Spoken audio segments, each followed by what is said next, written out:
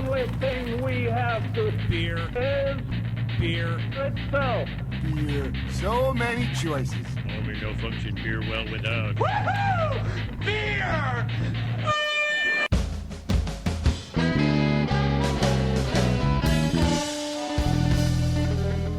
Hello and welcome to another episode of Beer Busters, where we're going to bring you the news and reviews of some wonderful brews. My name is Dan Baker, as always joined by my co-host and brewologist, Steph Hefner, and our from entertainer, Wayne Baker. Now today, we're back in studio, which is kind of cool. It's good to be home-ish again, or rather, Steph's home. But what I like about this episode is we have 3 guests with us today, which is very, very cool. So, gentlemen, if we wouldn't mind going down the line, if we could introduce yourselves. Sure. My name's Dean Pierce, Pierce Brewing Company. Dad Pierce, Tom from Pierce Brewing Company. Dad Pierce, and John Gillespie, not from Pierce Brewing Company. John is in our studio audience today. Yes. And he's sitting at the table because I'm sure he's going to, being very knowledgeable about the subject, going to jump in a little bit. And he will be a guest himself in the future. Yes. He's just here hanging out, drinking beers. It's a warm-up, the warm-up to your episode. And if you subscribe to the Beer Busters newsletter, you will hear us learning how to pronounce his name. Yep, On our recent I was just going to say that. They gave it the college try. Yes. Exactly, and that's all we could do. Apparently, you were saying we got closer than a lot of other people, Closer right? than a lot of people. There have been many, many mishaps with my name, but that's all right. Well, I'm glad we could at least come close. Well, we've got a lot to do. We've got a lot of beer to drink, including, Steph, what do we have right in front of us right now? So, of course, it's been a tradition here in the Beer Busters basement to drink a sipping beer because we just can't wait till the tasting segment. We need a beer to hold us over till the beer. That's right. So another collaboration beer coming out of Stone Brewing Company. This is Collective Distortion IPA, and it is an Imperial IPA coming in at 9.3% ABV, and this one is brewed and flavored with elderberries and coriander, and the collaboration is with Kyle Hollingsworth and Carrie Kelly. And to be honest, I had to look on the bottle to find out who they were. Apparently, Kyle Hollingsworth is a keyboardist for the eclectic jam-prone sextet The String Cheese Incident, and Carrie Kelly is a wailing rock guitarist for Alice Cooper fame. So they came together and made this delicious beer. And it says that they added coriander to spice the beer and elderberries. And they also used golden naked oats, which were lightly roasted. And they added enhanced the mouthfeel. So there your you go. mother was a hamster and your father smelled of elderberries. I think enough of me trying to read the label. That should also be a band name: Lightly Roasted Golden Naked Oats. There you go. That's a long band name. That would be better as an album name. There you go. Yeah. I think you ought to read that a little later tonight after After other drinking tastes. everything. Challenge to at the end of the Yeah. There episode you go. read the entire label. I That'd be a smell good an outtake. outtake. Yeah, probably. Especially considering that Dean, what you brought, 7 beers for us to try tonight? I did, yes.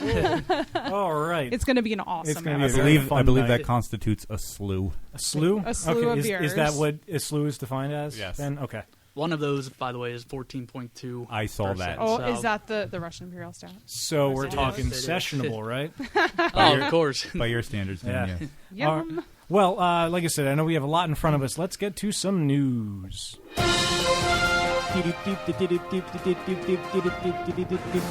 So it's funny that our sipping beer comes from Stone because I have an article that involves Stone.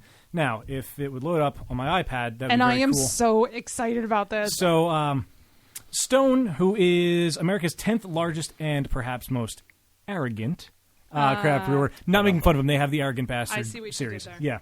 Yeah. Actually, I didn't do that. Whoever wrote this article did. So they have just inked a deal to build and operate a brewery and beer garden in Berlin, Germany. Yay! This makes them the first American craft brewer to open and operate a facility in Europe. This is a historic moment for Stone.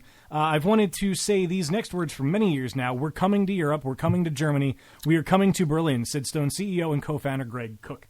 The fact that Stone is opening a brewery in beer's fatherland, German-born brewers with names like Frederick Miller and Adolphus Busch are the forebears of American beer, shows just how far America's upstart craft brewers have come in less than 2 decades. They're back home with a few tricks to hold their own. We're not just going over there to distribute beers, we're really creating an environment and trying to bring American craft beer culture to the homeland, said a spokeswoman for Stone, Sabrina LePiccolo. Stone's Berlin factory will consist of 3 buildings that once served as a gaswork plant. The main building, a red brick hall built in 1901, will house the brew house.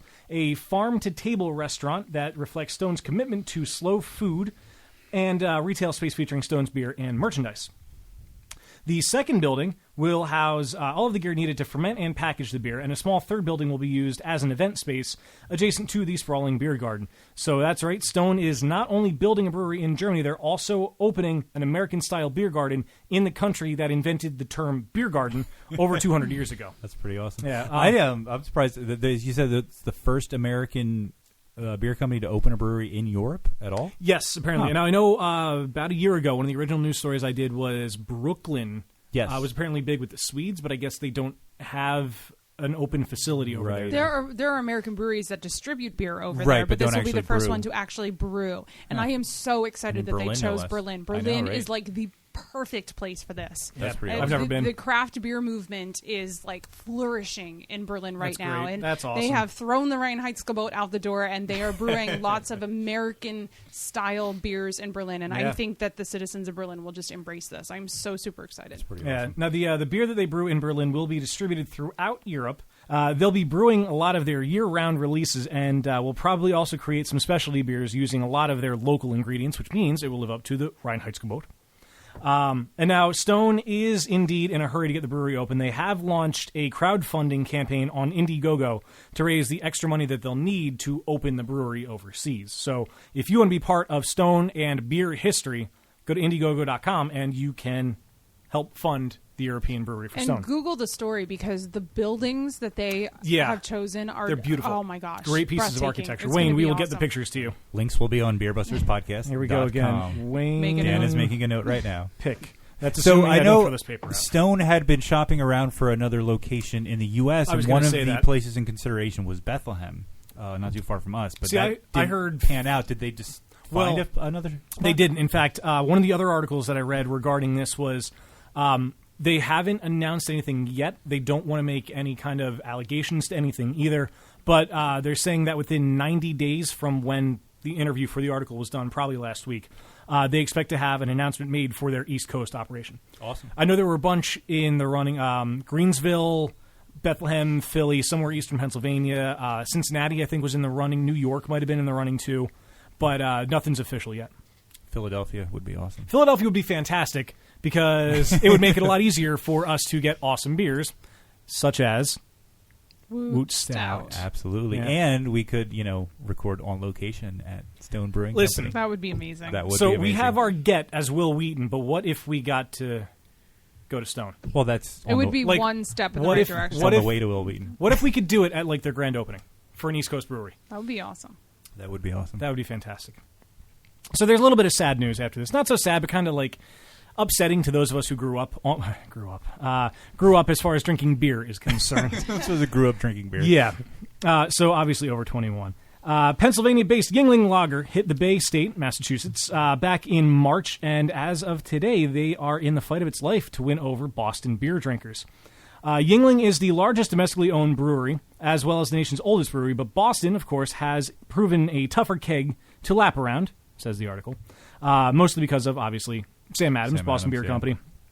Yingling was hot out of the gates and hit a wall fast, said Matt Mooney, a beer buyer at Boston Beer Garden in South Boston.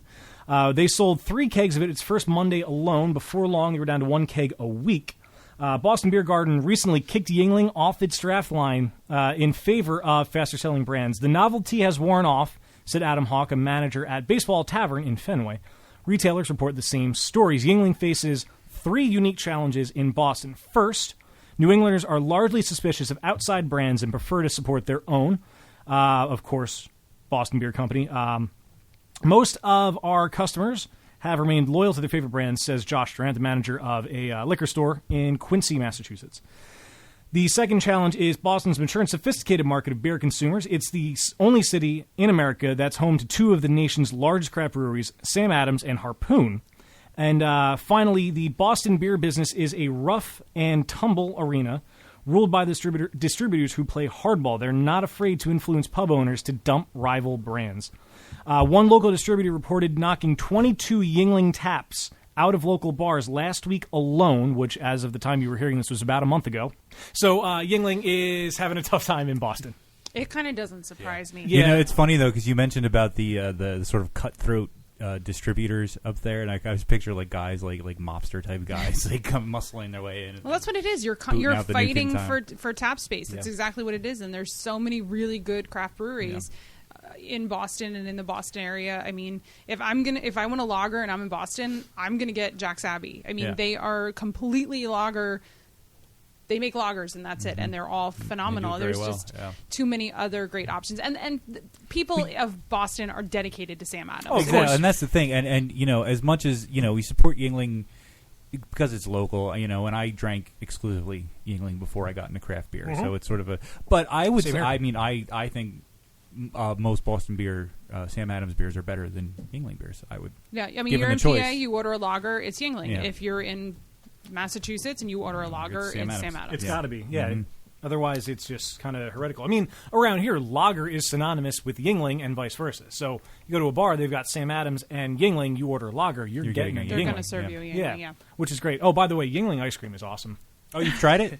Yeah, I've got a little bit at home still. It might be freezer burned at this point, but it was really good. I had their black and tan, which was like a caramel and chocolate mix. So good. Don't forget, they are separate entities. That was all I really had for news. I know we're roughly a story short, but that means we get to know our guests a little sooner rather than later. Yay. So, gentlemen, we would like to thank you for coming out here, helping us in our quote-unquote studio, and helping us get Pleasure's to promote all your ours. brand. You are a not even officially open brewery yet, which is cool. Correct. Not yet. We're we're in the startup phase right now, trying to square away some financial issues, and at the same time trying to find a spot. So Yeah. Any front runners for a spot yet? we're looking in the Wyomissing / West Reading area. There's a couple front runners, but nothing official yet. So still in the process. Yeah. I think it's great that we're seeing a lot of craft beer growth in this area, and particularly in Reading. And I think West Reading and Wyomissing is really the place where that is going to happen. Right. I think And where it is it's long happening. overdue. I Yeah. really do. Yep. So So that's Yeah, I awesome. agree. So have you been brewing since 2010? I know we kind of have a little bio on you. Right. No, I've actually been brewing a little over a year now. Okay. 2013, March 16th actually was the first day I ever brewed a beer. So a little over a year. In that time, we collected roughly 2 dozen awards for our beers. So Ooh, very cool. figure we're doing something right to at least some people. Yeah, Absolutely, yeah, that's really cool. I mean, Impressive. yeah, there's a lot of breweries that are out there who've been open forever that still don't have an award. So that's awesome to not even be officially open and have that many. Right. And no, 2010, that's when we went to Portland, Oregon. My uncle lives out there, his brother. I mean, Portland, Oregon is awesome. They're all about craft beer out there. You can't go to a street corner without being in a new brew pub or anything. So he actually took us to the Oregon's Brewer Fest out there, and ever since then, couldn't look back. So what is it that sort of influenced you to go from home brewer to commercial brewer? What gave you the itch? I mean, to me, it's a great hobby, and it's become a passion of mine to perfect the recipes and then make them even better the next time. But I've also worked part-time in a brewery, so I see the potential behind it earning-wise. I just figure if I can make money doing something I love, why the heck not? Yeah, So- that's awesome. That's great that you're currently working in that space, so you know the reality of commercial brewing because, Right. as you know, it is completely different Oh, from yeah. home brewing, and I'm sure you're learning a lot each day. And And I think that is one of the big hurdles going from being an excellent home brewer and then translating that into a commercial business is there is a huge leap that you have to take that I don't think everybody really appreciates when they start looking into doing it. And it's good to know that you have the experience in a commercial brewery and you kind of know what you're getting into. That's Right. important. So how did Dad get involved in the That process? was going to be my question. Well, Dad likes checking the beers out. Quality control. Yep, I was never a big beer guy growing up. Like I mentioned before, I drank the cheap stuff growing up. Well, now this is the better, higher end stuff, and I really like what he makes. It's good stuff, and I like tasting different types of brews. And It's fun. He's the face of the company. I'm going to put a picture of him on every label. I think it's a good idea. You can't hate this face. Yeah, absolutely. It's so true. It's so true. So from a business perspective, though, you guys are partners in the business? No, he'll help out. I'm going to sling beers once he's open. Okay, that works. That works. He'll bring all the female customers into the brewery. So Somebody's got to do that. so, no, he's just he's always had my back through everything. So I figure why not bring him along for the ride? Yeah, he gets to try some good beers along, so he's not complaining too much. I do. Do you have a favorite one out of what Dean makes? I like the IPAs, and I really like the extra special Tom too. We'll get into that a little later. I can't wait to hear the story Yes. behind that. The story's pretty simple. I had 2 beers, one I named after my dog, one after the cat. My dad got a little upset and said, when the hell are you going to name one after me? You got one.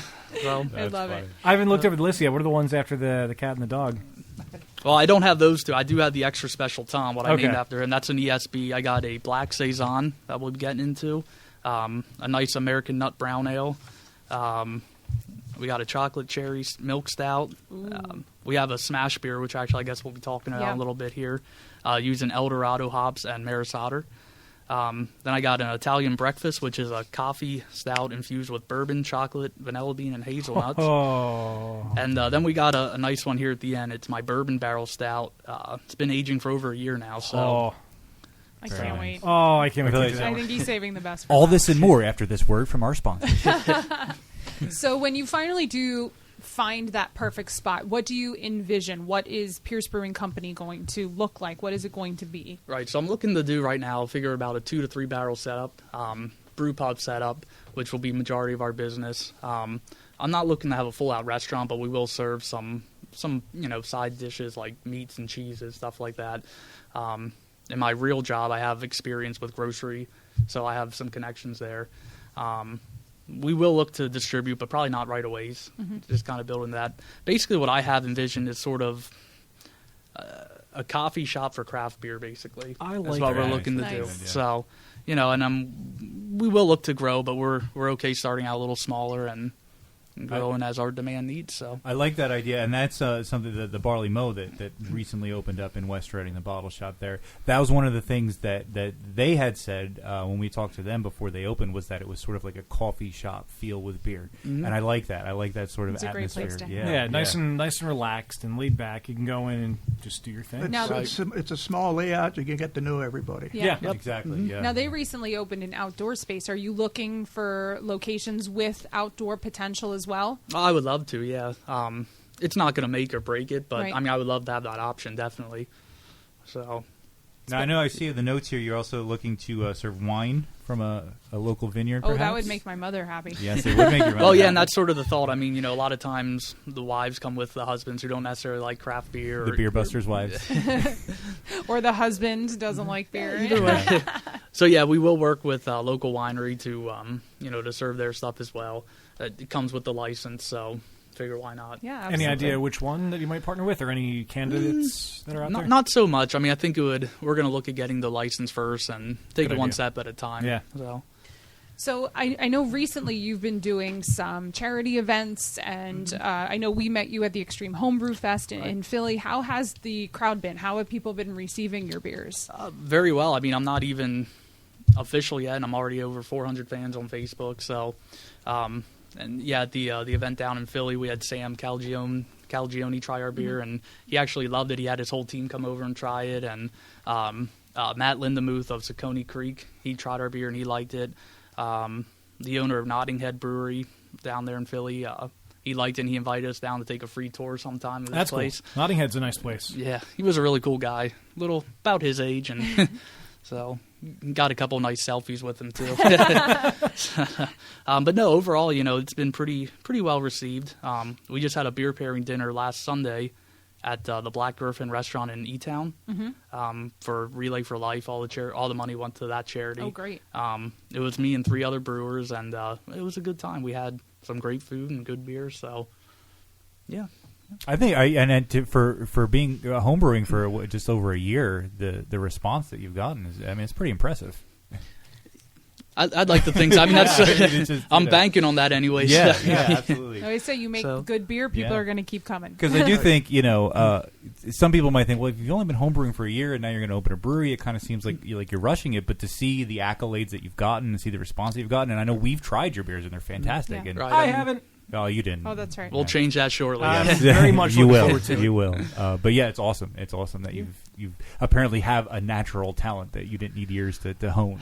I guess. I mean, great. I would like to think so anyway. So That wasn't included in his upbringing, let me tell you. Any idea or any, I guess, estimate of when you're going to be open? I know there's still a lot of loops to go through. right. If I had to be realistic, I would say hopefully by spring of 2015. It's not too far away. By then we'll have hoverboards. We better. So, hopefully by no later than winter of 2015. But so. Shooting for spring. Now, I know you've done charity events, but I noticed something when we had talked before that you're going to be doing a charity brew, where you're going to give $1 to each beer to charity. You want to talk about that? Right. So what I'm thinking there is, you have Trogs, they have their scratch series, and a lot of breweries do that. So ours is going to be essentially that, but it's going to be a series where $1 of each pint sold of that beer will go directly to a charity of our choosing. We're really strong in the cancer charities, so but we want to promote the community as a whole.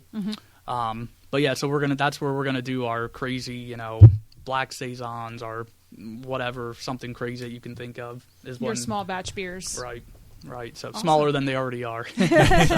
Even smaller batch beers. Right. I like you gave us a little rundown that has the company mission on there, and I like that, going back to your local thing, that you're going to make a dedicated effort to purchase local, even if that means you're going to spend a little more cash. Exactly. And that just goes back to my grocery career as well at my real job.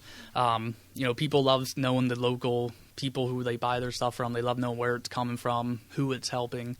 And that's important to us too, because we're not looking to sacrifice quality just to save some money. I mean, if I was doing that, I wouldn't be looking to open a brew pub and craft beer. So, yep, that's our thoughts.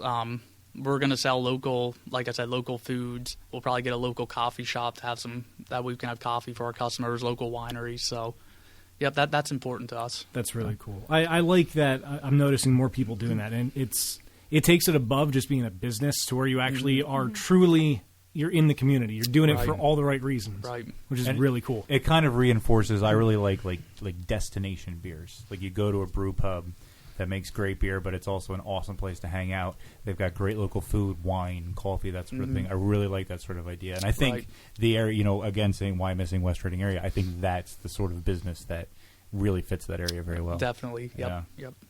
And the collaboration potential too. Yeah. To not only have like a coffee roaster provide coffee for your guests, but also make a coffee beer. Yeah. You have wine barrels to age in. Yeah, the wine that you from the local winery, use their wine barrels and just make it full circle. And like you said, make it an experience. Right. I'm super excited. I actually just brewed an Imperial Coffee Stout for my pregnant fiance who couldn't make it tonight.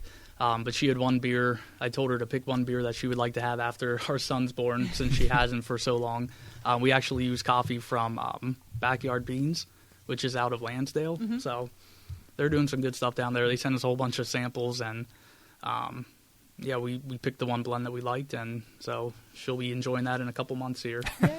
And congratulations. Yes. Oh, thank you. It's fantastic. Yeah. So September 1st, you said, right? September 1st. Yep. That's Labor awesome. Day. Yeah. Oh, wow. So. Yeah. Labor.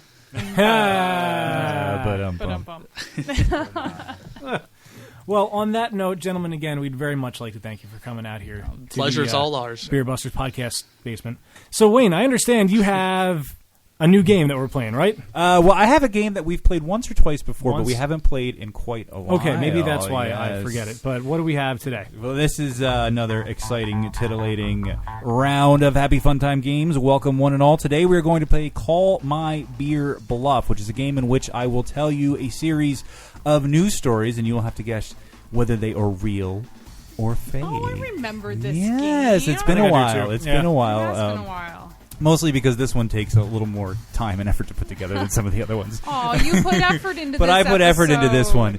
And this edition is quite accidentally an Asian edition of Call My Beer Bluff. Oh, no. Yes. At the risk of seeming culturally insensitive, I think we can all agree that a lot of weirdness comes from our friends in the Far East. And it just so happened that all the stories in today's game come from the audacious, ancient, and adorably aberrant area of Asia. So, we're going to do one story at a time. We're going to alternate. Everybody's going to guess whether they think it's real or fake. And we're going to begin to my left.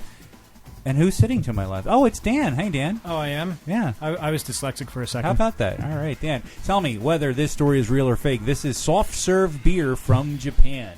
In 2012, a team of inventors at a Japanese brewing giant called Kirin developed a new way to create frozen beer foam and dispense it on top of a pint of brew like soft serve ice cream. The odd frozen head is created by constantly forcing air through beer as it is blast frozen at 23 degrees Fahrenheit. The froyo-style foam purportedly acts as an insulating lid, keeping the normal unfrozen beer on which it rests cold for 30 minutes. It also imports a creamier mouthfeel and doesn't dilute the beer as ice would as it melts, since it's also made of beer. Is that real or fake? Soft serve beer in Japan. I'm going to go real. You're going to go real Wait, on that one. they're freezing the foam? The head, yes. They freeze, they blast air through the beer as it's frozen to create a foam. They tap a regular pint of beer and then put the frozen foam on top, like soft serve ice cream. I'm trying to even think if this is possible. I'm just going to say real. You're just Sure, going to say why it's not? real. Okay, Dean, do you think that's real or fake? I'm going to say real, but I'm going to say, what's the point? Fair enough, Good fair question. enough. As you can say in many things that come out of Japan. And Tom? I would say real. It sounds all the facts you got in there. That Sounds real. sounds legit? I don't know. Wayne's Sounds good at coming up with the BS. Well, then you deserve it if I'm wrong. Okay, well, you are not wrong. You were all correct. That is Yay! 100% real. It did say that a few people had predicted that it was going to become big in the United States. Obviously, it hasn't because none of us have heard of it. They do still do it in Japan. I recently saw they have a green, it almost looks like a slushy beer, and they have this frozen foam stuff on top of it. It probably tastes like fish. I don't know. I don't know. But it's very, very real, and it comes from Japan. Moving on to our second story, and Steph is going to guess first on this one. And this one is cheap Chinese knockoff gets a sort of blessing. Brewdog, one word, no space, is a Scottish craft beer smithing outfit known mostly for concocting ludicrously loaded libations topping 60% ABV. Well, allegedly anyway, but that's another story.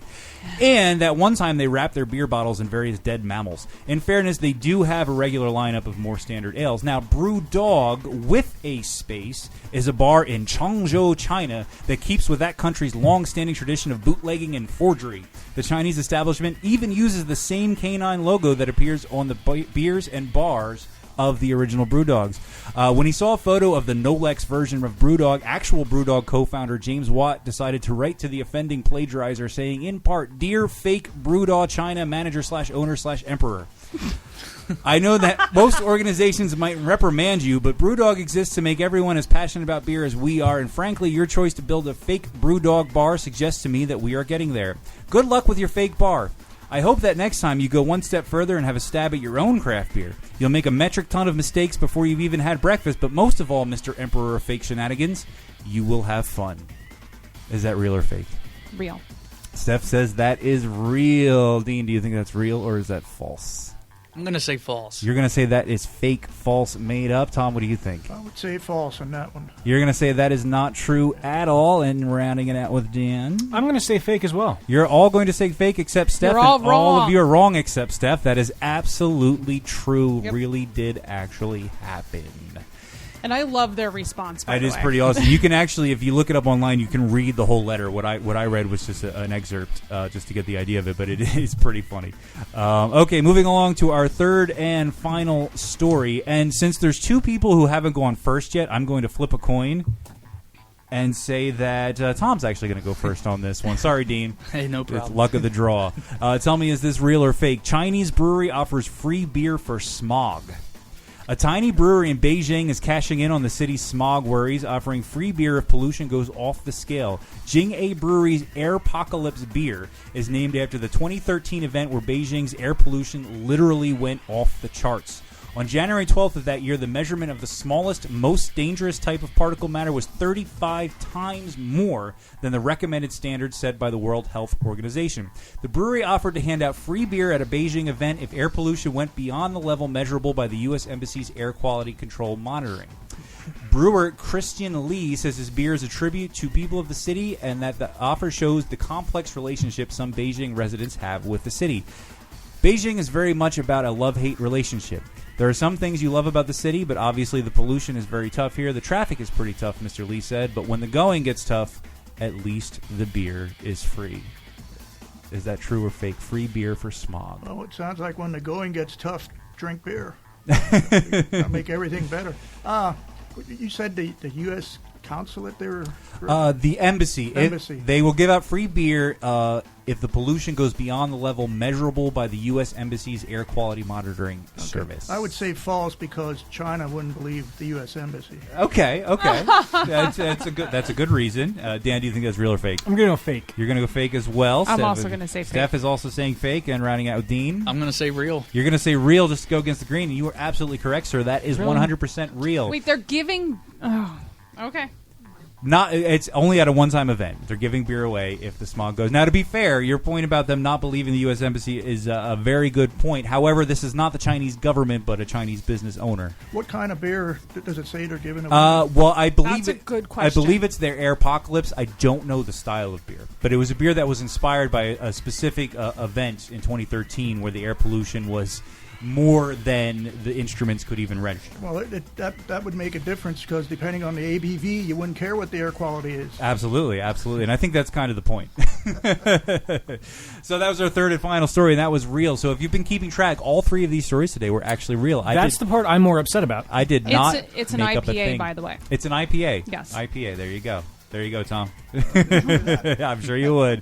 It'd be nice to enjoy it without the smog, though. Okay, so we're going to add up the points real quick and see who won. And it looks like we have a tie, ladies and gentlemen, for first place between Steph and Dean with 2 points apiece. Woo! Tying for third and fourth place, at least showing on the board with 1 point apiece, is Dan and Tom. All right. So everybody scored at least 1 point. Hey, do you want to tell everyone what we're drinking right now?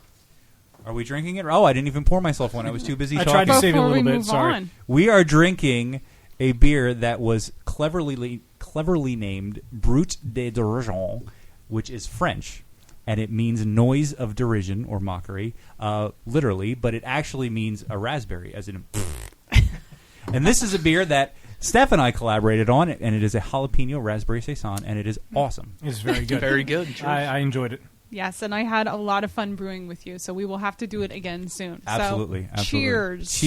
Cheers. Clinky. Clink. I already Sound drank effect. mine. You already drank yours. Yeah, it was good. It was that good. I drank it that quick. And you can tell that I had something to do with it because it is a It's not pepper too beer, spicy. but it's not really spicy. Yep. Thank you for that. All right, so now we mentioned earlier that there is a topic we're covering in our next segment, so... No, your beers. No. Know your beers. Steph, are we getting smashed? We are getting smashed. So first I want to give a disclaimer and let everyone know that the information from today's Know Your Beer segment comes from beersmith.com, which is one of my favorite online resources for home brewing. So let's talk about smash beers. Smash is a relatively new approach to home brewing based on simplicity. Simplified home brewing has some significant rewards. It cuts to the heart of what a single malt and single hop tastes like, teaching you what the malt and hop actually taste like, and also saving a lot of time and money. Most home brewers, myself included, when starting to design their own recipes, tend towards the extremely complex, adding everything but the kitchen sink. However, complexity can be expensive, both in terms of cost and also in terms of quality and time. Commercial brewers, particularly craft brewers, avoid complexity at all costs. They can't afford to keep a large stock of dozens of ingredients. They have to be able to create a variety of beers with a limited set of ingredients. Yet, they're able to make award-winning beers from a small stock of ingredients. A group of dedicated homebrewers from the popular homebrewing forum Homebrew Talk have coined the term SMASH to help promote simpler brewing. SMASH stands for single malt and single hop. The idea is to break brewing down to its basic elements and emphasize the flavor of a single malt and a single hop variety.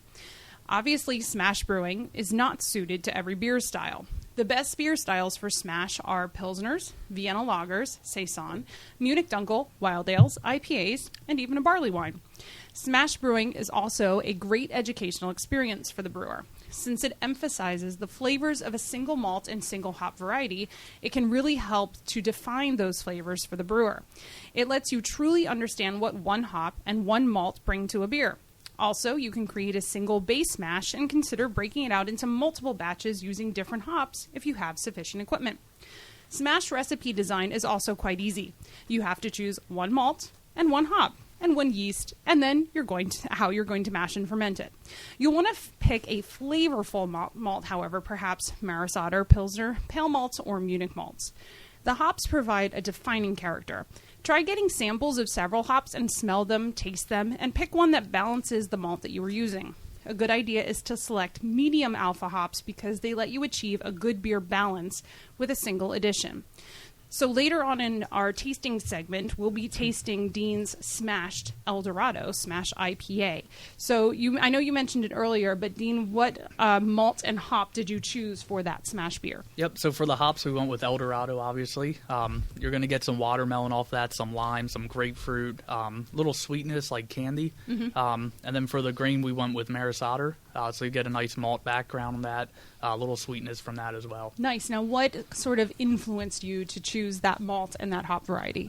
Maris Otter's always been a favorite of mine, grain-wise. El Dorado, I never used the hop before, but I heard good things about it. So just kind of going back to what you read off there, trying to keep it simple to see what kind of flavors you can get out of it. So yeah. we're always looking to experiment. So, and if you have a recipe that you really enjoy brewing, whether you're a home brewer or someone trying to get into commercial brewing, and like El Dorado or a hop that you've never used before, and you really want to understand what does this hop bring to this beer, what a great way to figure that out. Yep. And these would be also great small or even smaller batch beers, as we coined them earlier, because not only can a brewer play around with them, but visitors to your tasting room can also get a lesson and learn from them as well. Very cool. So, on that note, let's get to something that we've all been waiting for. Beer me! Beer me! Beer me! Beer me! So we've got a slew of beer that has been brought to the table. So what are we starting with? I believe it's a metric slew. Metric slew? Metric slew. Not an imperial slew. I have to say, first of all, before we even start tasting, Dean was awesome enough to print out for us a tasting sheet. This is awesome. I think you are the first go Dean. visitor on the show, guest on the show that has done this. I'm very impressed by this. Steph usually does this. Yeah, usually this is what I have to type up, and I'm excited. So what are we starting with? You're very welcome. We're going to be starting with Extra Special Tom, which is a classic ESB style. It's going to be about 5.5%, looking at around 34 IBUs. Target was the bittering hops used, and then Kent Goldings for flavor, and dry hop as well. So we use Maris Otter as the base grain, some crystal malts, flaked oats for some added body, carafa, as well as brown malt. So you're going to get some chocolate, some caramel, some sweetness, and a good body from the oats, of course. It's really pretty, too. And I just want to say, John, you picked a really good spot because the last time we had two bottles being poured, Steph passed them both around the table in opposite directions, and they both ended up right where we're sitting. So all the beers are going to stop where we are. I will not hesitate to reach one of those bottles back. I'll make it so. It's beautiful, though. You have that nice translucent reddish brown color with that beautiful fluffy tan head. Yeah. I mean, just from the looks, you know it's going to be good stuff. And you're also going to get some slight fruit hints as well from the yeast that I picked for this one. Little raspberry, nothing overwhelming. Yeah, but slight berry, dark fruits, berries. Right. Ooh, that's good. Tom, he picked a good one to name after you. I was going to say, it can't be too bad if he named it after his old man. He was complaining on the way down here that I didn't name an IPA after him. Well, this we'll is work on that. a great beer to have as a namesake. This is really good. It should be an imperial IPA because, he has extra special in this name, and imperial, like those adjectives that mean greatness, right? That's a smart lady. I use it as special, but we'll leave it at that. Air quotes. Just wait till he starts tasting a little bit more, then you'll know where I'm coming from. The special will come out. Yeah. Oh, this is fantastic, though. This is very clean. Thank you. Very true to style. Very, very well made, and very. Is this what you had at your pairing? Yep, this is what we had at our beer pairing last Sunday. We paired it with a chicken breast wrapped in bacon and stuffed in cream cheese. So Oh, wow. I'm sorry, what? Anytime the word bacon he is heard the spoken, word bacon and you popped up. Dan's head just lights up. It's amazing. At our beer pairing dinner, we wrapped bacon, or the chef wrapped bacon around the chicken breast stuffed with cream cheese, and this was our course for that part. So That does sound really it good. did Darn quite good. nice. Let me tell you. Sounds really good. And I need to try that. Look him up, Black Griffin Restaurant in Elizabethtown. Ask for Tony; he'll take care of you. Dan is writing this down. He's taking notes. But what I thought was Field neat trip. is the beer has a little smoky to me, and also with the bacon on that chicken breast, it was real good. I could see. I think, especially with the cream cheese stuffing, Yep. because you do have a smokiness, but you have a nice malty sweetness in here that I think would complement both of those things. And the bacon from the food probably brought out the smokiness Oh, it of the really beer is. also. Spoken like a true vegan. Yeah. That's why I drink Rauch beers. That's how a vegan gets her bacon. So what you're saying is I need to take some of this home and have some bacon with it, right? That would be a good idea. This would go well with that bacon bar that we had when Craft Tastings was here. Oh yes, With Greg. the chocolate. The Yeah, This- absolutely. chocolate one. This would pair Dan, write nicely that down. with that. We should email him or something. Yeah, I mean, I think it's so cool how with craft beer, it's basically you can do just as much as what you can do with a good wine. I mean, Yeah, I think you can do more. Really, yeah. I mean, yeah, Oh, there's more absolutely. styles and yeah. Everybody thinks of wine to pair with beers, but beer is the perfect beverage to pair with food. Yeah, I've said it before. I know I'm a nerd. Wayne's giving me that look. You're in light company, though. Actually, I was giving you that look because you said wine to pair with beer. Oh, yeah. I was wondering if That's anyone why else you're heard looking at that. me. It was one of those where I was like, "Did she notice?" And I was like, "I'm not going to say anything." Then you Sorry. called me out, so now I had to explain myself to you. Sorry. I would also like to point out that the note I put next to this beer on the tasting sheet was bacon. That's how I'm going to remember There it. you go. Oh, so Tom, do you like bacon? Oh yes, All right, good. Does it look like he likes bacon? thank you, son. No problem, Dad. All right. So moving on. I like the name of this I am one. excited Dark about this one. Side of the Farmhouse. Love it. So I only just recently got into Belgian beers and saisons and Sorry. everything. Have you smelled it yet? No, I'm I going to do love that. the smell. Sorry. Hey, I no completely problem. interrupted your introduction of the beer, but I just love the aroma. Okay, go ahead. Sorry. Am I good now? Yeah. Good. Okay. No, we only just recently got into the Belgian styles. I've never been a fan, but recently I got into them. I've always been a stout guy, so I figured let's make one that's kind of both. So yeah, what we have here is a black saison, Dark Side of the Farmhouse. Looking at about 6% alcohol, about 24 IBUs. Citra hop was the only hop used. We used Belgian Pilsner in this one, some wheat malt, Munich malt to give it that maltiness, obviously. Black Prince and Midnight Wheat, which if you know those, they're not a real roasty chocolate, dark malt. Yeah, but they gave you the color you wanted. That's They give for you sure. the color, and they do give some nice chocolate and a little bit of coffee there as well. And then some special beef for some burnt caramel flavor, and then rye just for a little more funkiness.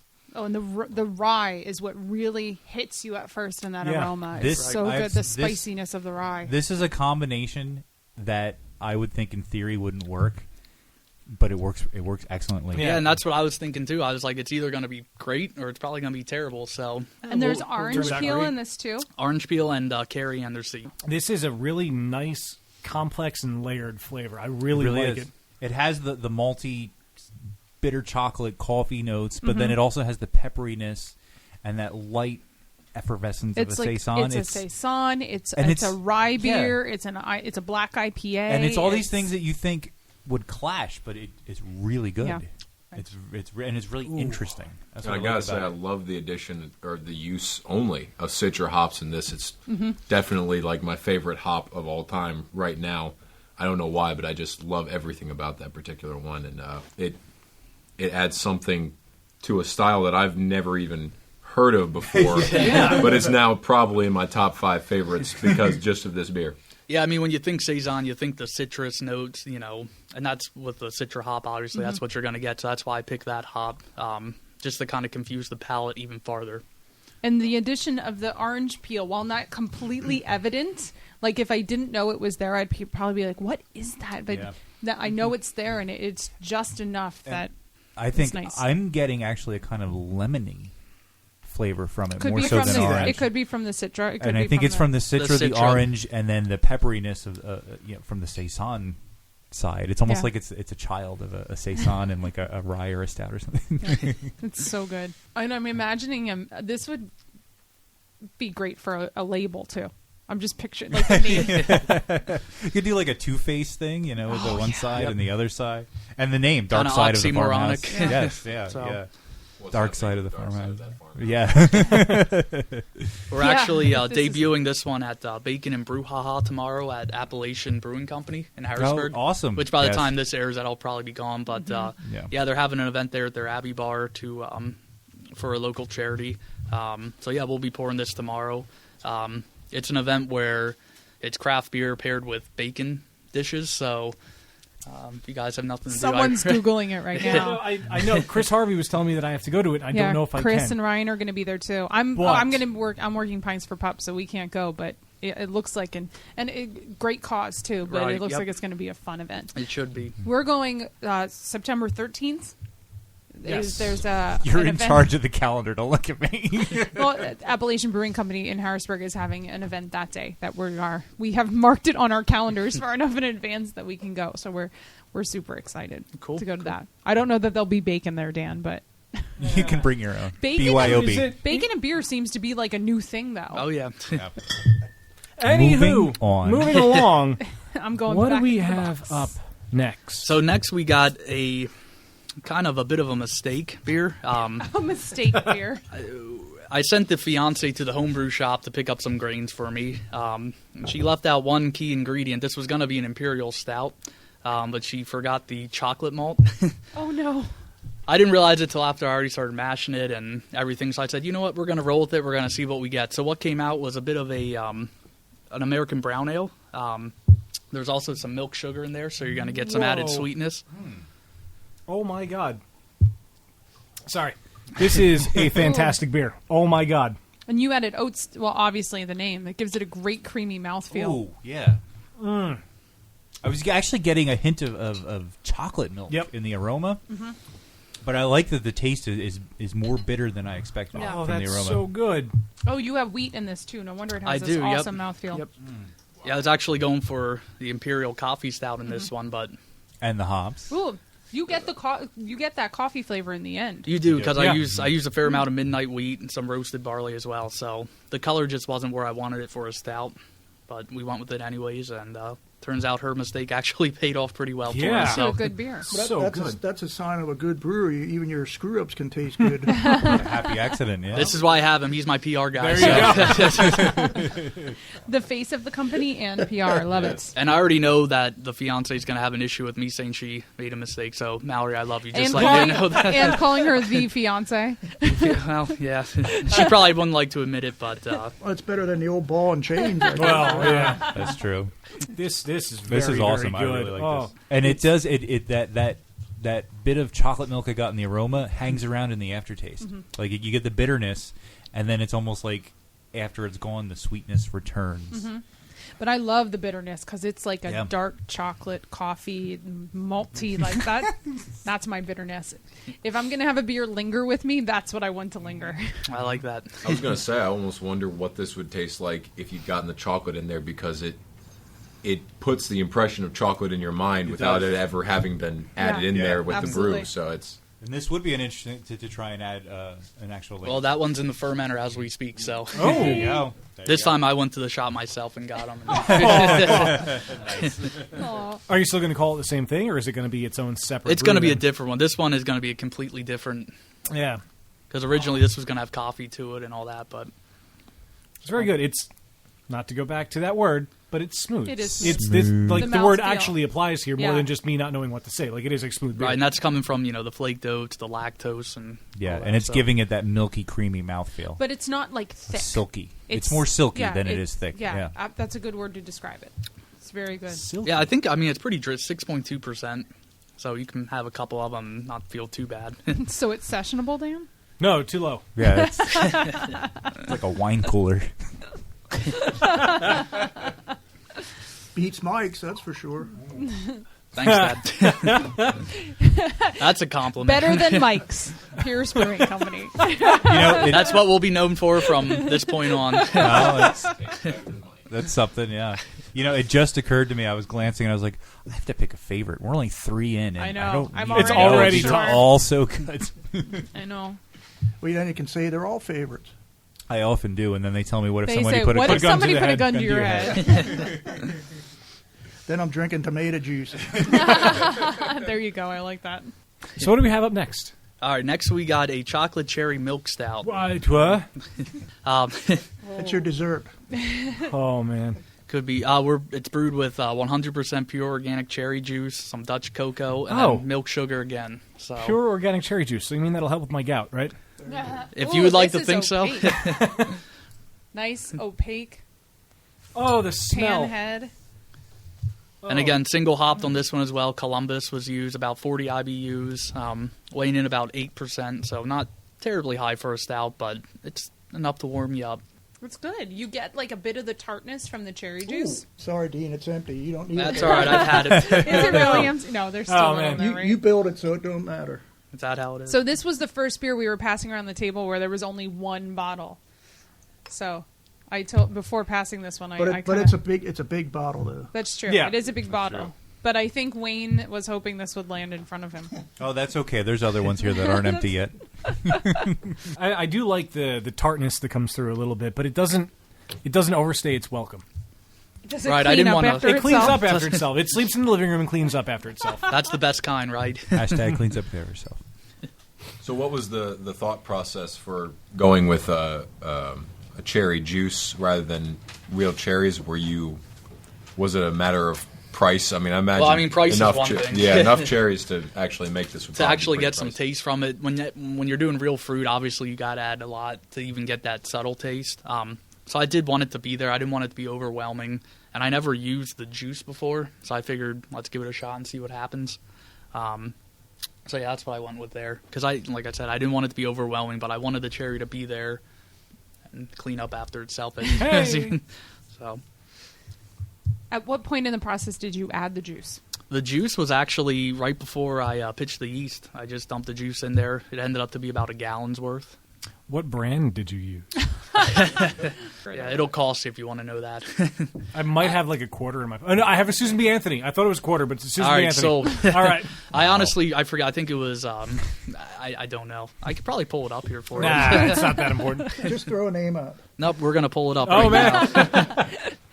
I do things the right way. Fact checking. I'm Fact-checking. going to guess Trader Joe's. No, it wasn't Trader Joe's. We'll I I see. think guessed it was wrong. Trader Joe's. He would have remembered. It was actually R.W. Knudsen, I just black cherry juice. Okay. So, There you go. Yeah. I do really like there you this go, one. R.W. I just plugged you and see if they. Your cherry juice makes a good beer. You can write your check to Dean Pierce. Nah, he wants cash. That is what my friends call me. So You do get the cocoa in the smell too. I get more of the cocoa in the, In the aroma, aroma. and more of the cherry In in the taste. the taste. Yeah. Absolutely, absolutely. And it's a nice balance between the two. This would be good to pair again with a chocolate. This would be great. This would probably go good with the special dark that we did with the Mad Elf. With Man Elf. Oh, I yeah. think- It was straight up Hershey's Dark. Yeah, just the Hershey Yeah. Special Dark Chocolate and Troeg's Mad Elf, and it gives you like a cherry cordial It was so Right. good. type flavor. So it'd be So interesting good. to do that with this. Or a beer float. Ooh. You know what? Yeah, we talked about that last time. I want it to Yes. happen. Do you have any ice cream? Like I have vegan ice cream. Send the wife to make a run, I guess. No, we don't want your vegan ice cream. Go away. Why does such an abomination even exist? I know. I'm sorry. No, but like a black cherry ice cream or something. Yeah. To really like. I think the last Or one, even the chocolate ice nuts and Coffee oats could be nice. would be Yeah, a good one with, like, vanilla ice cream. with like a vanilla bean or even like Or a coffee ice cream, Butter ice cream. peanut butter ice cream. Do you remember our grandmother used to always have the chocolate ice cream with the With peanut peanut butter butter swirl? swirl. Oh, I Yeah. loved that stuff. That ice cream would pair perfectly with nuts and oats. I tell you what I like, and you guys know me. I'm not a technical beer guy. I like. He's not. I like the rich taste, but it doesn't linger. Like Yeah. Yep. like a good hot fudge sundae. You know, to get rich. Uh huh. but it doesn't. But it doesn't stay sit with you. there. You don't need a glass of water to wash it down Right. like you do Yep. after eating a sundae. Cleans up after It itself. hashtag I think cleans up hasht- after yeah. itself. I will say he has come a long way in his beer descriptions from when I first started this. You're probably better at it than I am. Well, We, first, You probably said smooth a lot. well, no. What I would say is bubbles or no bubbles. Bubbles. Bubbles or no bubbles. Carbonation or not. cat piss was a common one too. Well- So- Cat piss. Simcoe? Yeah, Simcoe. No, but you get the sweetness up front, but then those malts, the bitterness from those dark malts, those roasted malts comes in, and I think that's where that's how it finishes, and then you just want another sip. You know what? I remember when I first had his first IPA. I said it tastes like an outhouse smells, and I meant that. But, but now he it's meant that something- in a good way. Yeah. right in a good way. Yeah. But it's something I had to grow with. I never had an IPA before he started making beer. Yeah, and I could see there because I like dank resinous IPAs, and if you're someone who hasn't experienced that, I could see you getting that outhouse Yeah. sort of. That's what hit me first. And Yeah, yeah. I don't pull no punches. I tell them what it tastes like. Yeah, absolutely. The first time we ever had a smoke jumper. What'd you say it was? Smoke jumper. Lebanon bologna is what it Oh, tastes yeah, like. Oh, it nice. tastes like Lebanon bologna. Nice. A good smoked bologna. Yeah, yeah, Which has yeah. been used to make a few beers. Yeah. Including from Saucony Creek. Talking to the ring baloney. Yeah. Well, I like the smokiness. Of it. yeah. Like with the chicken we had last Sunday. Oh, and man, you got to keep rubbing that in, don't you? I know, right? Well, And there was you bacon. missed I out, didn't. man. I didn't say bacon. I Did just he said mention there was bacon? Well, now it's been mentioned. You just Bacon- hears meat. Bacon was meat, involved. meat. Go to beerbusterspodcast.com and sign up for the newsletter for everything you just missed. So what's next? Okay. Do we remember? No. All right. So next we're going to be the smashed El Dorado that we talked about earlier. Here we go. Here's our smash beer. So I'm again, telling you, when you open your brew pub, you should do a line of these to educate your Dad. customers and your father. Get your dad. it's a thought. Trust me. I've already ventured into that one. So this one is El Dorado hops and Maris Otter, Yep. and that's it. What did you just use a plain old American IPA yeast? Yeah, I actually used 001 on this one, California Ale. So. Yep. So yeah, I mean it's going to be about 6.1%. I have the IBUs figured out to be about 86, so it is fairly hoppy. El Dorado hops, Maris Otter is the grain. Nothing real exciting into this one, so kind of. No, it is exciting because we can understand the aroma and taste of these ingredients, which I think that's what's excited about a smash beer. That Now- helps me a lot. Now, And I have and- two questions for you. Yep. Number one, was it solely pellets? Mm-hmm. Yep. And how many hop additions? That's what I was going to ask. Let me just pull And it up did you here. dry hop? I did dry hop, yes. Okay, there was a 90-minute, a 60, a 45, a 25, a 10, and a 5, Oh, and then a dry wow. hop. So You did a lot Wow, of additions. and all Are with you one hop. Dogfish Head? And it's an interesting choice. El Dorado is not a hop. I mean, you see it, but it's not one of the biggest, most popular hops. Right. So to do a smash beer with El Dorado to This pull is out just good. that single hop character is The complexity that this beer is giving, even though it is one malt and one hop, is kind of astounding. and yeah, I mean, and that's what we were really trying to spotlight. You know, what can we do with just a simple, down to earth, basic beer? So That beautiful reddish, orangish color. I mean, this is another thing. You're going to learn, like, this is the appearance that the addition of this malt is going to give to my beer, and it's nice. It looks like a beer from a commercial.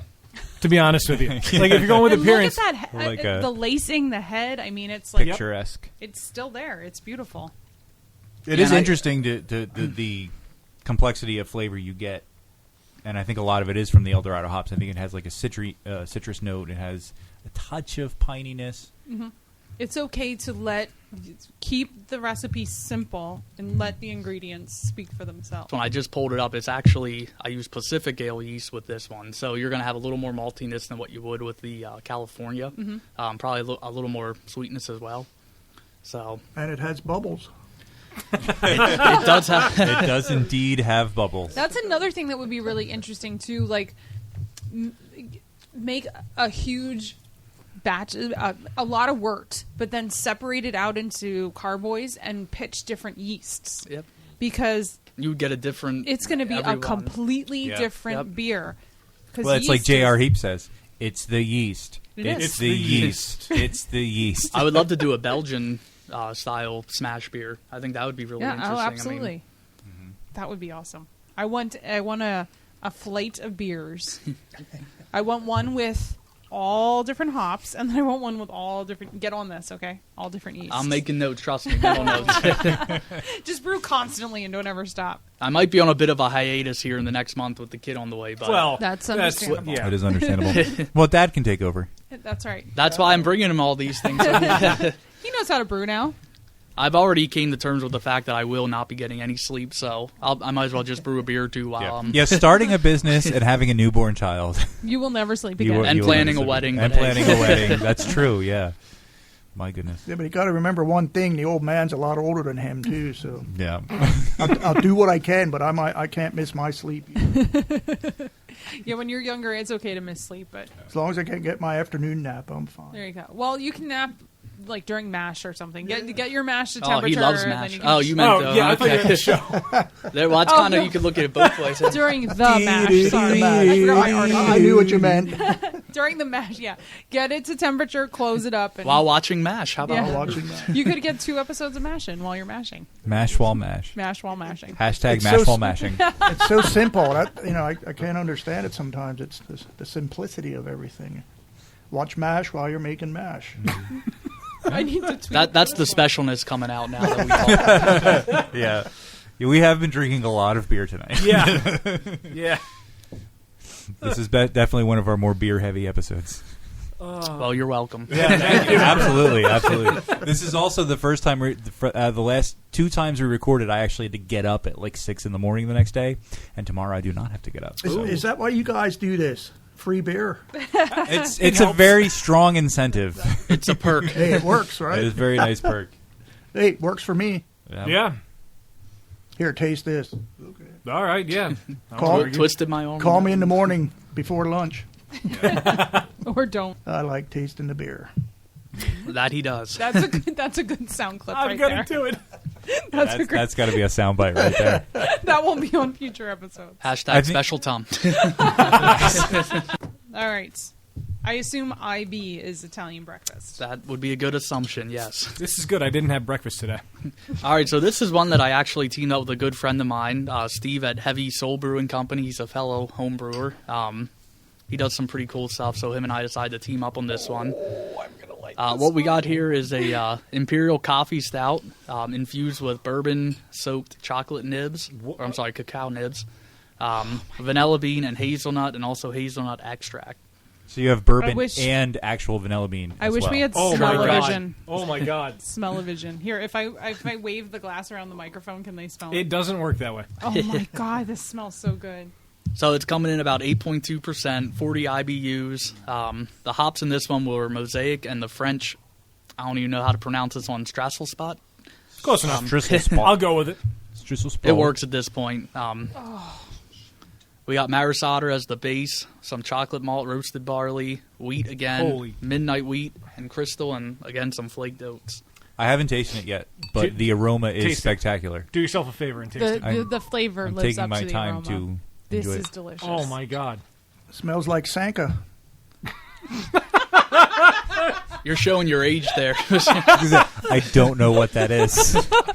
Soda, sorry. what? You're not a coffee drinker then. If you don't, know I what am a Sanka coffee is. drinker, but I apparently I'm not a coffee nerd because I don't know what that is. Sanka coffee. You never heard of Sanka coffee? I've heard of it, but I don't think I've ever had it. Okay, so tell me about these bourbon-infused hazelnuts. Did you infuse them yourself?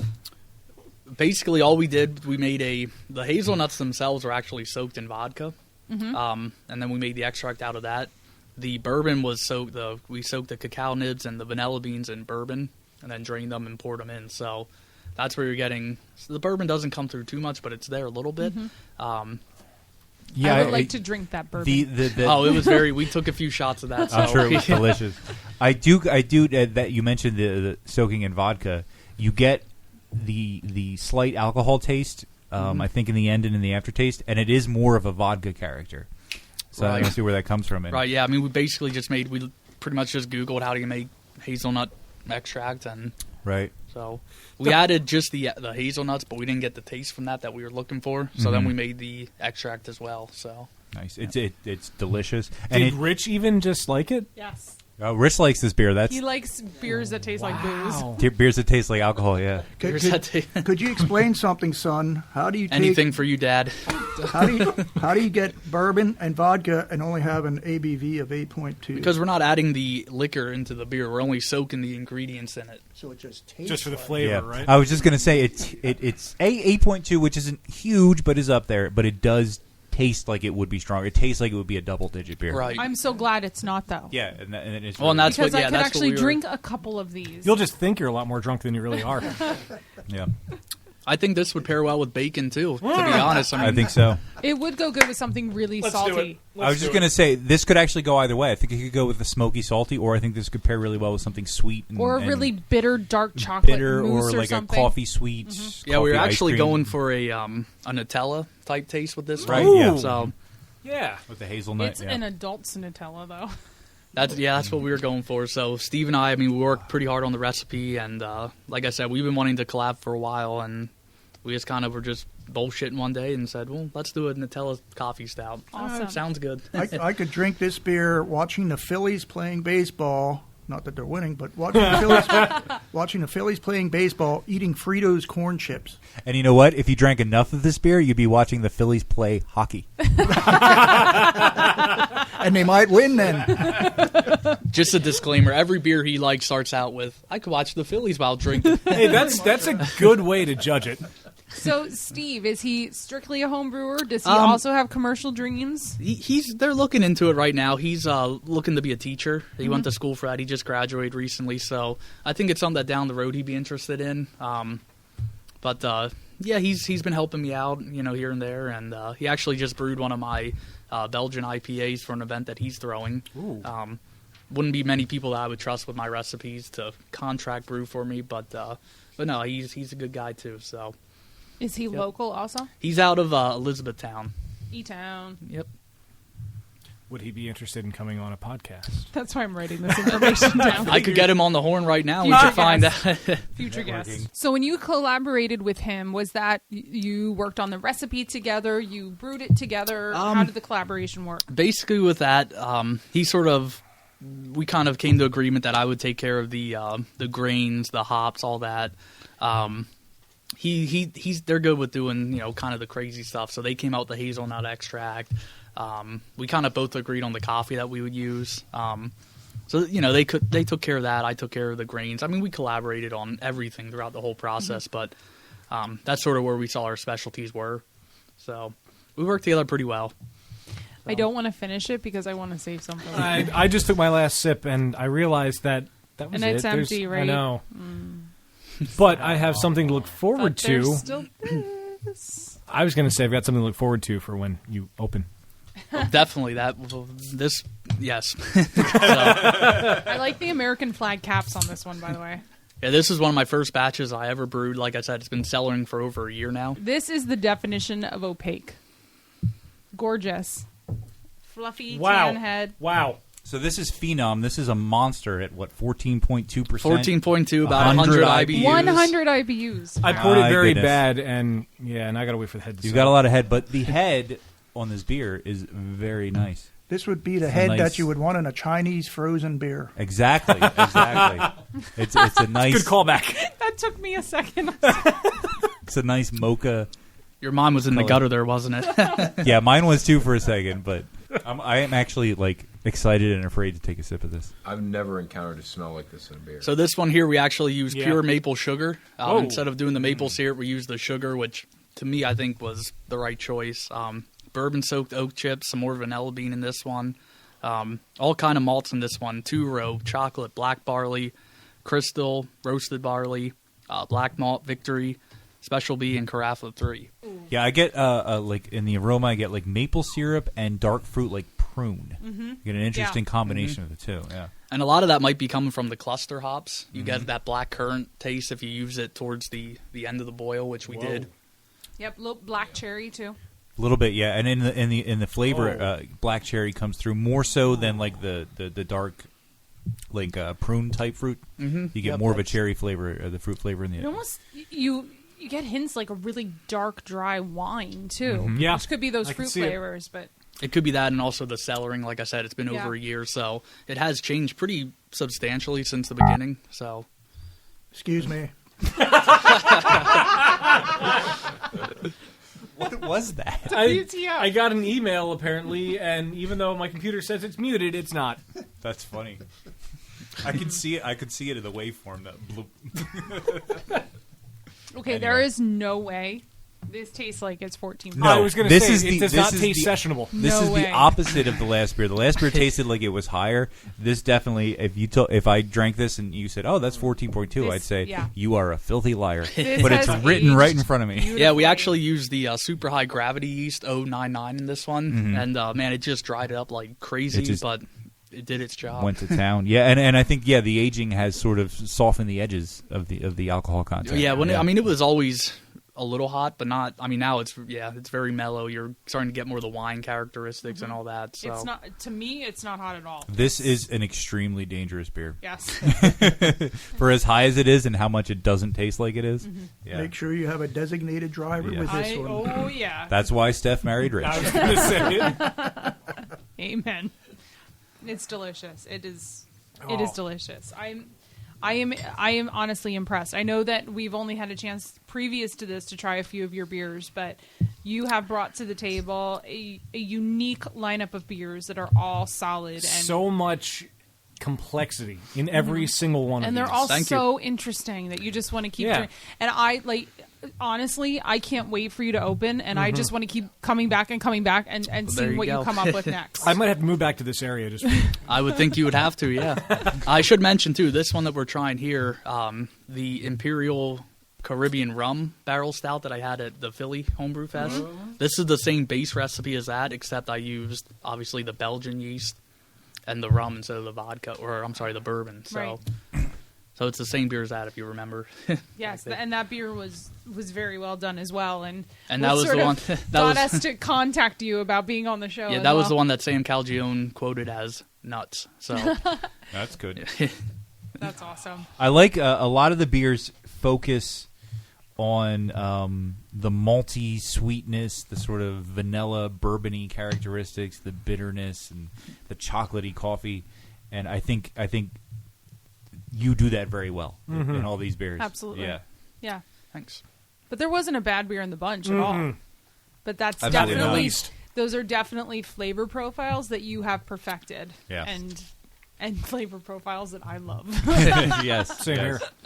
And it's refreshing. Like, we had, one IPA, which I am super excited about because I love a good IPA. And, Tom, I know you love a good IPA, but it's so neat to see that you are celebrating other styles as well. And because the IPA has – and it's a great go-to beer, and a lot of people love IPAs, but – I'm kind of moving on. I'm ready for something else. And I'm really appreciating There's so much more dark out there and that you malty can and- do, and Yeah, yep. absolutely. Especially, I'm really starting to see that with the Belgian beers. Belgian yeast you can do so much with. Yeah, and for the so- Belgian yeast that you used with this beer, that's why we're getting those complex dark Yeah. fruit aromas and flavors. And It's they're taking going what so would well. be a straightforward sort of bourbon stout that you've had a million times and adding that extra twist to it. Which is what it Absolutely. needs Yeah. because you've had it so much. The extra twist is what gets you back to it. That's right. The hook. Do we- And Brings you I back. should mention too, those are my last 2 bottles of this beer, so you guys should Oh, be you consider are yourself awesome. lucky on that. Thank you. It's delicious. quite Do we welcome. have to do favorites? I think it would be an interesting I would love to conversation. know. I would. It is a tradition. I've been thinking about it. Okay. I have to. I have to admit, I think it's the Italian breakfast. I know I'm super into coffee beers right now, but that beer is wow. That is wow. And Yeah. and it's from like pouring it and looking at it and smelling it and tasting it, and then that lingering bitterness. It's like the full package beer. It's delicious. And I can also see you changing it up and adding other wacky ingredients to make it even more interesting, and like doing a vertical of like Mexican breakfast and American we talked breakfast. about that already. And I can just see like your crazy mind with these ideas. Crazy mind. Yeah. I mean, no, I like seriously, that. put some chilies in it and some cinnamon Mexican breakfast. We've and I'm discussed similar. there. That is a good idea. That would be a good series. You would officially Yeah. be my best friend. How ever. about a Chinese air quality breakfast? There you go. With frozen head on top. Yes. Love Hey! it. Perfect. Tastes like Sold. smog, looks like ice cream. Grand opening special. There you go. You heard it here first, but only for people that mention Beer Busters podcast. Yeah, that may not It's a be the secret best menu. idea. Or it could be amazing. Yeah, you never know. That's We'll have true. a place behind the bar that opens up when you mention the Beer Busters. Like a secret door. You walk in, hey, Dean, Beer Busters. Like an Indiana Jones. Oh my god. That's funny. So yeah, Italian breakfast. Oh, that's my favorite. Hands If down. if someone If some put a gun to your to my head? head, that's Okay. what I would say. I've been giving it a lot of thought. Go ahead, Wayne. And I'm going to say that tied for favorite for me is the Italian No, breakfast. no. You can't do time. Yeah. Yeah, that's taking the easy way. There's Come a on. gun to your head. You, You can't do that. ties. You can put a gun to my head later. You would be dead by now. Jesus. You would survive 1 minute. All right, right now there's a BB gun to your head. What's the All tie? right, a BB gun. It's just going to hurt a little I was bit. going to say tied for first is the Italian breakfast and the nuts and oats. Oh yeah. Okay. Now there's a real gun to your head. But the most interesting one was the Dark Side of the Farmhouse. Oh yeah. I oh, thought yeah. that was the Well, one you- beer I was yeah. like, I have not experienced this before. That was my favorite until we had Italian breakfast. If you put a gun to my head, I'd choose Italian breakfast. Hashtag I'm out. Did you just drop your mic? Oh man, please don't. It was expensive. Oh God, gun to my head. Just pull the trigger. I can't. He needs some bacon till he can decide. That's right. It depends on what's Which gonna pair the one best with goes bacon. best with bacon. And it depends on what kind of bacon. Several We're of talking them would go applewood well with smoked. bacon. Are we talking my maple? It's tough. It's really tough. Italian breakfast is, and the note I wrote next to it is holy fuck. So I think that's probably my favorite. But extra special Tom, I wrote bacon next to, so that of course will be important. But you have, it's like Wayne said, that the Dark Side of the Farmhouse was nice and complex. You had the nuts and oats with like the chocolate milk beer, and then you have the cherry that got into the malt shop stout. And it's really tough. I'm probably going to go with Italian breakfast, but every single other one tied for second. I'm out. Solid lineup. Do I get a vote? Yeah, absolutely. Yes, John, Okay. please. Please vote. Because I love the Italian breakfast, but you guys are just so uniform. Come on. The Dark Side of the Farmhouse is definitely my choice. Oh, and wow, and yeah. for All the right. reason that you guys know this as well as anyone, when you dig into the craft beer, segment, it's getting kind of hard to find people who are doing even more radical thing. But it's fun to see someone who's doing something that I've never heard of. And that's pretty rare at this point when you've tasted as many and seen as many as I have. And Black Saison, first of all, was an amazing beer. Second, it's a style I've never heard of. I'm going with Dark Side of the Farmhouse. And I don't think it's crazy and outside of the box just to be crazy and outside of the box. I really, truly think it's brilliant. It It's was delicious. crazy and outside the box because it just worked, and it was fantastic. And I want to brew one now. Collaboration. You've made a good Cheers. beer Yes. if Steph wants to copy it. I would love to collab. Maybe throw some peppers in there. Yeah, like that was you're what I was into. thinking. I was like, what pepper can I put in this beer? Collaboration with Steph just means peppers. Yeah. Yeah. Peppers. No. Well, not All it- the peppers. Okay, I don't have mean it made beers just without means peppers. I just really means- have. I really Yeah, have. like two of them. Bank on. No, a Well, lot you know, more your than your two. brown ale. I love, Bear yeah. Paul Brown. You know, the Bear brown Paw ale, I Brown. think, was the first thing we tasted on the show. Oh, that's true. On the very first episode. Yep. Yeah. Sophie's Choice. Your favorite Tom, beers. you're up. Okay. Of course, he's my son. I love them all. I But am his son. He's right. I do. That's what he tells me anyway. He's correct so far. He believes it so far. Yeah. The Italian breakfast. I like the chocolate, and what I said is not.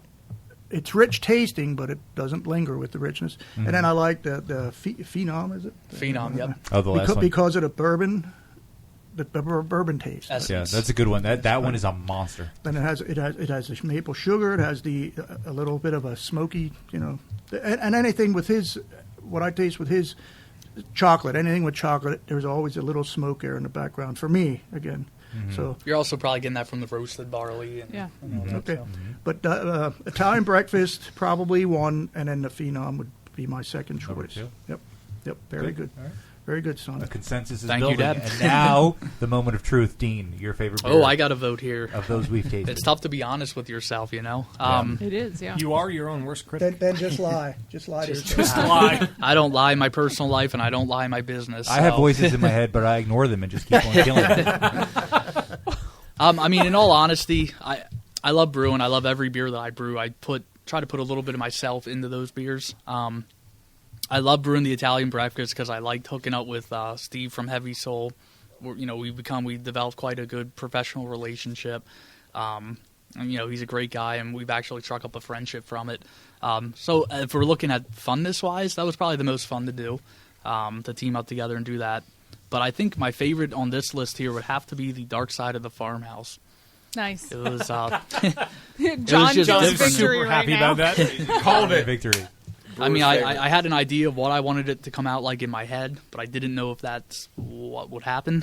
But for the most part, that is what happened. So, yeah.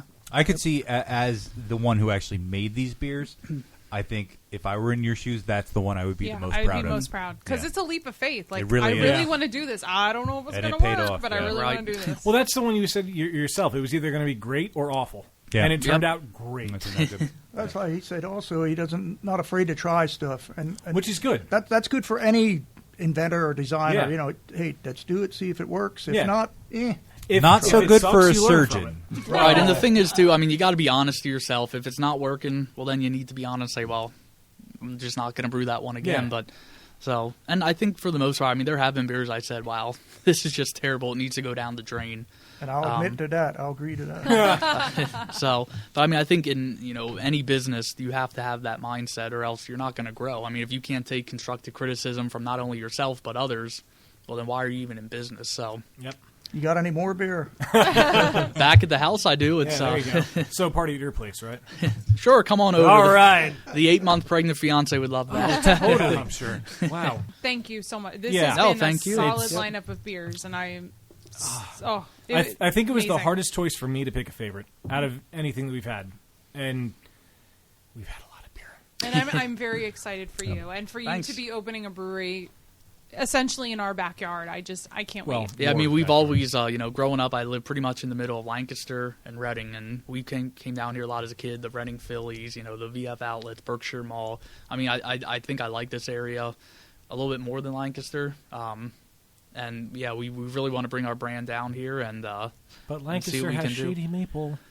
Well, that Oh, it does whatever. actually. that's Blue Ball. They have shady. Maple. Ah, okay. I would just like to say, I think once you're in business for like a year or two and you're looking to maybe expand a little more, I think you should open a second location In Philly. literally in Steph's backyard. Yes, that would be Hey, awesome. you take care of the licensing and the zoning, and we'll be down. I will also accept South Philly as an answer to that. It's workable, right? Yeah, totally. And now I think we mentioned it while we were not recording. My memory's a little fuzzy at this point. But your Online presence. yes, is it Facebook, Twitter, Instagram, that kind of stuff? Yep, the whole 9, Untapped. Facebook is Pierce Brewing Company. Twitter at Pierce Brew Co. And for those who may be wondering, it is Pierce. Yeah, we get that question a lot, and It I is was an actual word. And that's how you spell it, right? right. Yeah, I was actually in a competition a Pierce here. couple months ago where I won the competition, and they said, "Dean Price, is there a Dean Price here?" Come on now. I said, "Wait, do you mean Pierce?" Sure. Okay. That's funny. So, so Pierce Brewing Company on Facebook, at Pierce Brew Co. on Twitter, Pierce Brewing Company on Untapped. Instagram, I believe, is at Pierce Brew Co. Very cool. And all the appropriate links will be linked from beerbusterspodcast.com, which is, of course, your favorite website. Naturally, or I wouldn't be here, I guess. Yeah, right. But I can't wait to see what the future has in store for you, because Neither can we. I would imagine. I mean, going off of what we had here today, and that's just a sampling of what you have in your arsenal, in your lineup, I have to move back to the Reading area. And next time we will record at your brew pub. Sounds like a Can't plan. It's officially no longer a question. I'll even put I'll put an air mattress at the brewery, so when you come to visit, you'll have a. I'm okay with that. Love it. Can I say one thing yet for my son here? He goes with the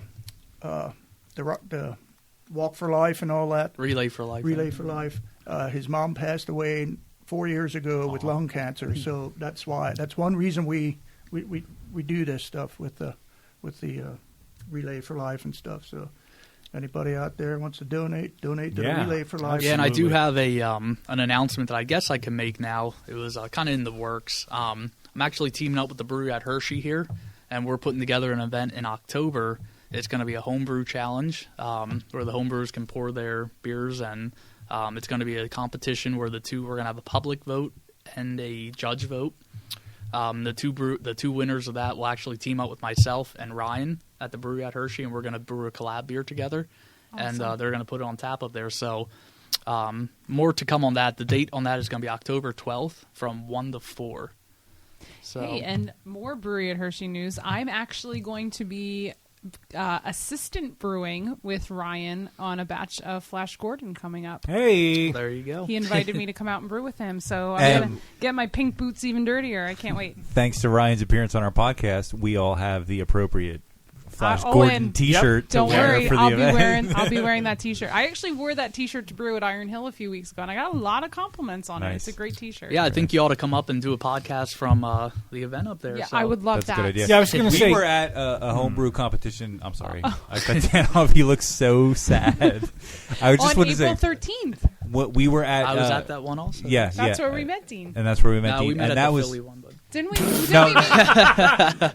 we'll edit That's that where one we out. met Chris. Oh, we met Chris. We met Dean at Talk about my XHC. competition now, No, I we guess. guess we didn't meet you there. No, we met Yeah, him it in was, Philly. Philly. Okay, Week. start that over again. That was embarrassing. We were at a homebrew competition event at the brewery at Hershey just a few months ago. On April 13th. And it was awesome. And so I can only imagine that this will also be. Yeah, I mean, they're great guys up there. They got a beautiful venue. So it should be a good time. It's going to be very similar to the one in April with a few other surprises, I guess. So, but more information will come with that. But I just wanted to throw that out there so homebrewers can start brewing, and we'll see what we can do. It should be a good time. I'm going to ask a very bold question. Go for it. Can we be judges? There you go. There's a possibility. I don't know if every one of you can be, but Well, Steph is probably the most qualified. I just want to be a taster. Yeah, I think it'd be more fun to record there than be a judge. that could be a very nice. That could It would be. be a judging fun is place. far It's too much responsibility. Too much pressure. I can use the word smooth more than I've ever used it before. You could document Tom every time he walks by you guys, and you could just describe his level of specialness. Bacon. Bacon. Winner. Right there. Ding, ding, ding, ding, ding. Oh. Okay. Well, unfortunately, my friends. Unfortunately, this brings us to the end of another episode of Beer Busters Podcast. I'm sorry to say that. And it was a guy by the name of Hugh Hood who said nothing ever tasted better than a cold beer on a beautiful afternoon with nothing to look forward to than more of the same. Hear, hear. Hear, hear, indeed. Well, to the three guests we have at the table, we cannot thank you enough for, especially the one that got us drunk. We cannot thank you You're enough very for coming welcome. out here. Dean, Tom, John, even thank you so much for coming out and being part of this today.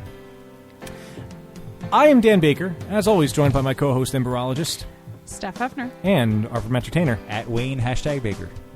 Until next time, my friends, we bid you adieu. See ya. Mash wall, mash. That's all, folks.